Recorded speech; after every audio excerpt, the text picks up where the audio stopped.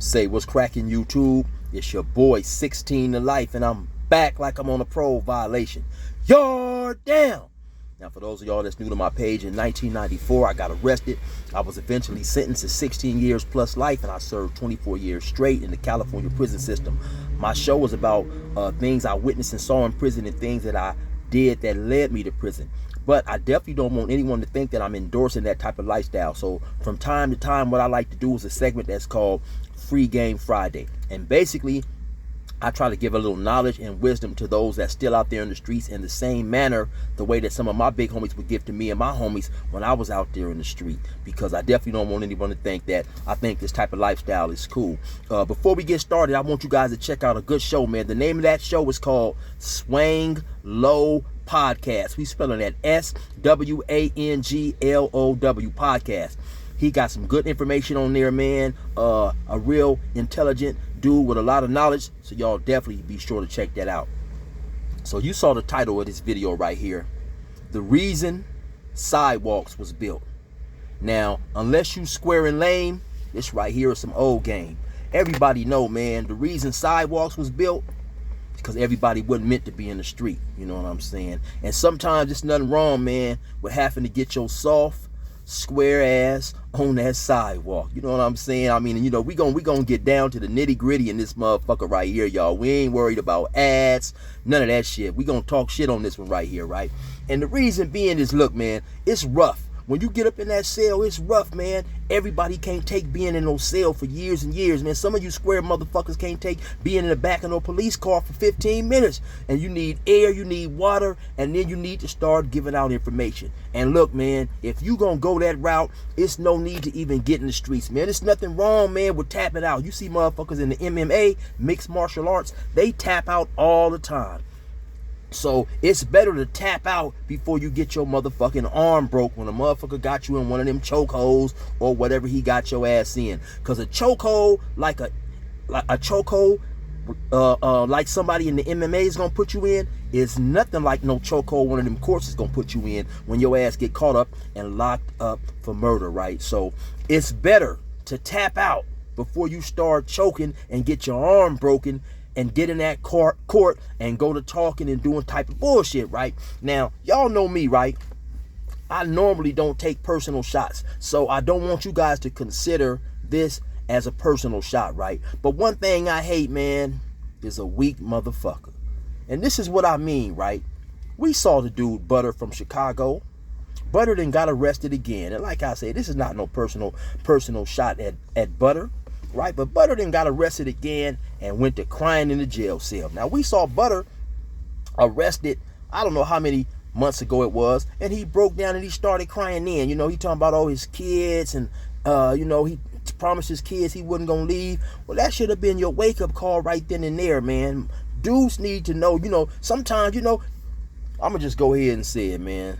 Sometimes dudes need to act like they threw fuck it and pull out. You know what I'm saying? You got to pull out sometimes around here, man. That should have been your wake-up call last time, Butter. When you got to crying and all that type of shit, man.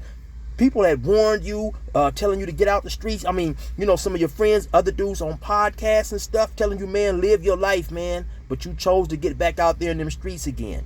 And then when you did, you got caught and you started crying again. And you know, it just real, man. If you cannot be in the streets, get on the goddamn sidewalk, man. All this, once you get caught, taking the stand and pointing your hand at the next man, that is not fly, man. It's nothing wrong, right? It's nothing wrong with telling.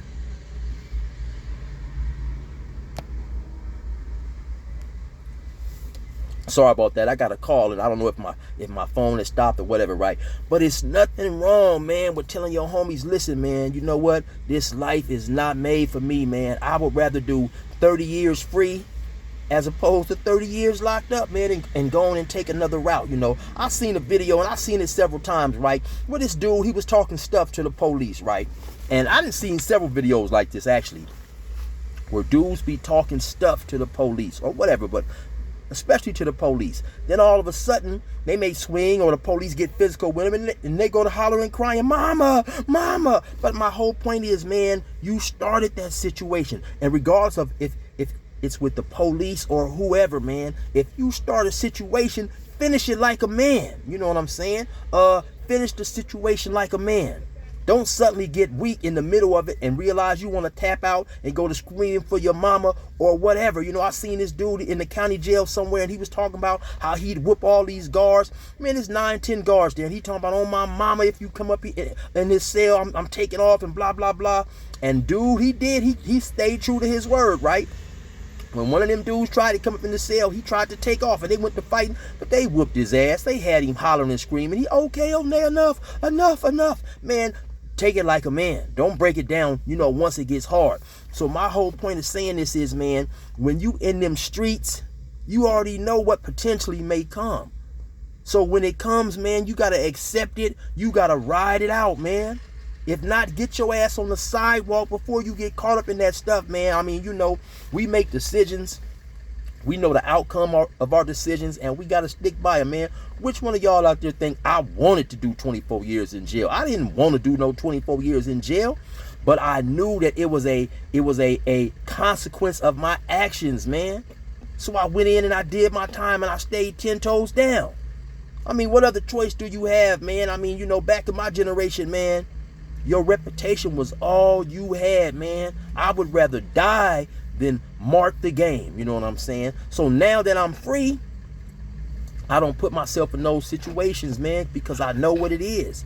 But in this social media, social media situation, or this social media generation, where we have so much information being filtered through us through the means of social media, and watch other people do things, we can look and, you know, see what's going on in Chicago, or keep track what's going on out there in Houston just by watching social media, right? So we already know the consequences of our actions, right? Let's keep it 100, man. There is gangs in every city in America now. It's nothing like it was, you know, 30, 40 years ago. You know, it's gangs everywhere. So regardless of where you at, you know what's going on, man. So if you can't do the time, why act like it? Why get out there in front? And then suddenly, you know, when you get caught up in a situation, then you're like, oh, it's over. It's over. It's over. I mean, come on, man. We know what it is, man. And that's the reason Sidewalks was built. Because everybody wasn't made for them streets, man. That's an old ass saying, but it's true. A lot of times when people will give us game, we will not pay attention. We will reject it, or we will not analyze what's being said, and we will just not file. We will not file the information in the game cabinet, man. If you gonna be in the streets, stay in the streets like a man. If you gonna do the time, like they say, if you gonna do the crime, you have to be willing to do the time, man. Other than that, it's fuck shit. You know, I know y'all rarely hear 16 in life talk like this, man, but this game is just too much fuckery going on out there, man. It's nothing wrong with saying, man, I do not want to go to jail for 24 years like Chill's dumb ass. Man, you know, once I got out, it's basically like I had to start over, man. I had friends and homies that was out, that was doing good, had cars, lives, wives, all types of things, man. You know, so to go waste, man, look, about 5-6 months ago, man, I forget who it was, man. It was a rapper from New York. I don't know if it was Papoose or one of them other dudes like that who kind of rap like Papoose, man. I want to say it was Papoose, right? But Papoose was going to get his cousin who had been locked up for about 14, 16 years, man. And they coming out, you know, he got footage of his cousin coming out to jail, and they hugging and all this old type of stuff, right? And like I say, I see things differently, man. So Papoose, he got on all this gold and all this old type of stuff, you know, and old dude, he has a little mesh laundry bag like we get in prison. And I'm thinking, man, that's crazy. You know, this dude has been in jail 14, 16 years, however long it was. All his worldly possessions was in that laundry bag.